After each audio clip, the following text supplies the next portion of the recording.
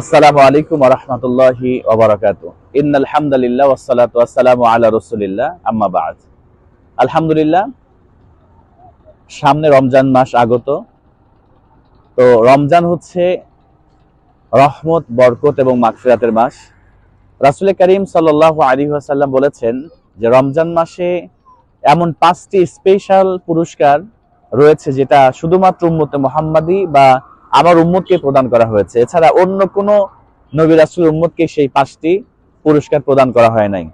রাসূল করিম সাল্লাল্লাহু আলাইহি ওয়াসাল্লাম বললেন যে একজন রোজাদারের জন্য স্পেশাল যে 5টি পুরস্কার রয়েছে তার মধ্যে নাম্বার 1, প্রথম নাম্বার হচ্ছে যে রোজাদারের মুখের ঘ্রাণ আল্লাহর কাছে সব থেকে মেশক আম্বরের থেকে অধিক বেশি পছন্দনীয়।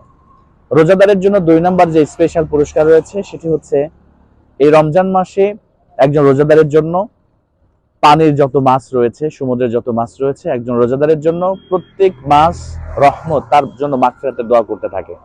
রোজাদারের জন্য স্পেশাল 3 নাম্বার যে পুরস্কার রয়েছে, রাসূল করিম সাল্লাল্লাহু আলাইহি ওয়াসাল্লাম বলেছেন যে এই রমজান মাসে শয়তানকে শৃঙ্খলাবদ্ধ করে রাখা হয়।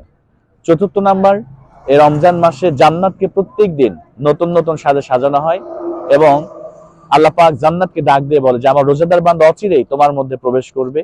এবং সর্বশেষ 5 নাম্বার যে রোজাদারের জন্য পুরস্কার রয়েছে, রাসূল করিম সাল্লাল্লাহু আলাইহি ওয়াসাল্লাম বলেন যে রমজান মাসের শেষ দিনে আল্লাহ পাক সুবহানাহু ওয়া তাআলা একজন রোজাদারের জীবনের সমস্ত গুনাহগুলোকে আল্লাহ পাক সুবহানাহু ওয়া তাআলা মাফ করে দেন। এজন্য আসুন, সামনে রমজান, আমরা এখনই নিয়ত করে ফেলি আমরা যে রোজা পূর্ণ 1 মাস যেন আমরা সিয়াম সাধনা করতে পারি।